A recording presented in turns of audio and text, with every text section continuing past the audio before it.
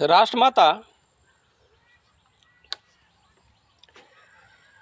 कभी कभी सोचता हूँ कि ऑफिसर से समाज से ऑफिसर बड़ा होता है या समाज बड़ा होता है। इस कड़ी को हमारे जीवन से अगर जोड़ा जाए तो न्यायालय से लेकर के सिस्टम तक ऑफिसर को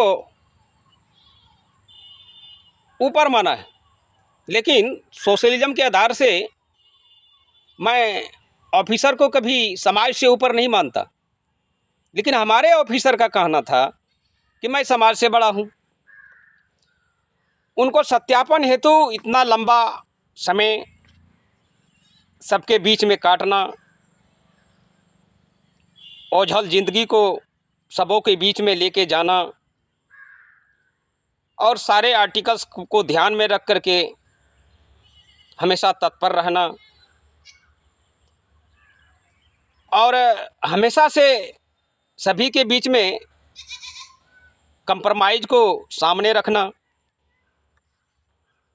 जो मेरे सामने चुनौती आई उनका सामना करना मैंने किया।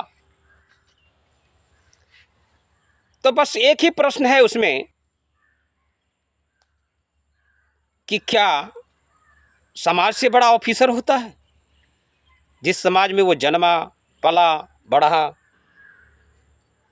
वह समाज तो उस ऑफिसर के लिए श्रेष्ठ होना चाहिए। उनमें जो बच्चे पल रहे हैं, बड़े बुजुर्ग हैं, सम्माननीय हैं, उनका भी सम्मान करना चाहिए। क्या नहीं लगता है कि मेरे साथ जो अन्याय हुई उसका जिम्मेदार ऑफिसर है? अब मुझे न्याय दिया भी जाता है न्यायालय के द्वारा, तो क्या वो अन्याय के समान नहीं लग रहा है? लग रहा है राष्ट्रपति। पर अफसोस जाहिर नहीं कर सकता, ना रो सकता हूँ ना हंस सकता हूँ।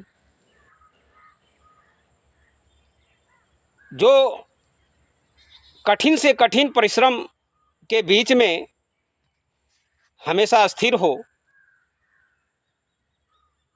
हर प्रकार से समझने में सक्षम हो और सभी के प्रति सहानुभूति रखता हो, फिर तो दुख का कोई प्रश्न है ही नहीं। दुख तो उसे होता है जिसने कुछ खोया। मैंने सिर्फ पिता को खो के केवल पिता के आत्मा से थोड़ा अलग हुआ। इसे खोना भी नहीं कहा जाए, लेकिन जिस सोशलिज्म जस्टिस को ये पता नहीं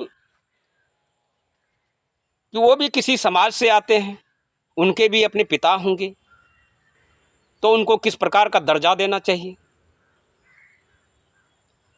इसलिए हमने अनेक रिश्ताओं से लेकर के लेसन के माध्यम से संबोधन किया, ताकि सबों को समझा जा सके और समझाया जा सके। रिश्ता अपने आप में सर्वोपरि है, चाहे रिश्ता कोई भी हो। मैंने पहली लाइन में लिखा कि जिंदगी के 7 सूर होते हैं, चाहे वो किसी भी धर्म में हो। प्रत्येक नारी प्रत्येक पुरुष का 7 सूर होता है। अगर उसमें से एक सूर बिगड़ जाए तो नासूर हो जाता है। इसलिए सूर का होना बहुत जरूरी है। ये जितने भी स्तंभ हैं न्यायिक प्रक्रिया से, ये सूर हैं, और जितने भी रिश्ता हमारे द्वारा स्थापित की गई सर्वोपरि है, क्योंकि मेरे जिंदगी का अहम हिस्सा है। ये समझ के मैंने 2000 से लेकर के अब तक जीवन के सफ़र में चला। जहाँ रोने का कोई प्रश्न नहीं है, क्योंकि जब मनुष्य के अंदर में सभी प्रकार से संसार को समझने में सक्षम हो जाते हैं तो दुख उसके लिए कुछ नहीं है, क्योंकि हर दुखों को जो गले लगा के चलते हैं वही किसी न किसी दिन सुख का दरवाज़ा को खोल पाते हैं। मैंने अपने जीवन में मातृ सुख का आनंद लिया। आगे भी राष्ट्रमाता राष्ट्रपति प्रतिभा देवी सिंह पाटिल थी,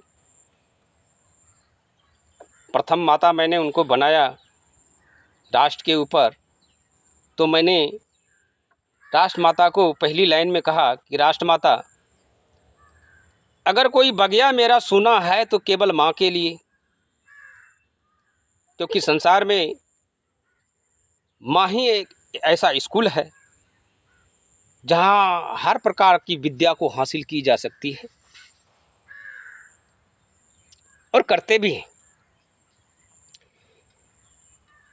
और इसके पीछे मातृशक्ति का भी बहुत बड़ा अंश है, जो मैं परोस रहा हूँ, जो मैं दे रहा हूँ। ये तो हमारे विषय वस्तु से ऐतिहासिक क्षण है जो मैं दे रहा हूँ। सबके भाग में ये नहीं आता, बड़े भाग से मानुष तन पावा। मनुष्य के जीवन में जो जन्म लेता है तो एक बार कर्म भूमि में आना ही पड़ता है। मैं 7 कर्मों से निपुणता का विराम दिया कि यही हमारी ज्योत है, यही हमारी आवाज़ है, यही हमारी आत्मा है, यही हमारा संस्कार है। न जाने बहुत सारे उत्तर देने को हैं जो दे भी चुके, लेकिन आगे आपकी लेसन आई तो मैंने सोचा कि राष्ट्रमाता का जो लेसन है राष्ट्र के प्रति समर्पित होंगे,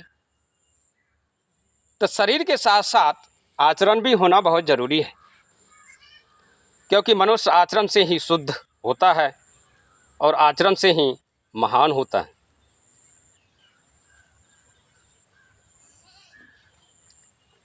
आपकी दिव्य दृष्टि जो कुछ भी हो, हमारी दूरदृष्टि किसी से नाता तोड़ने की नहीं, नाता जोड़ने की है, कहीं उजाड़ने की नहीं, बसाने की है। चलने और चलाने, देखने और दिखाने, करने और कराने की। इन्हीं चंद शब्दों के साथ मैं अपने मुख को विराम दूंगा। जय भीम, जय भारत, जय रविदास, नमो बुद्धाय।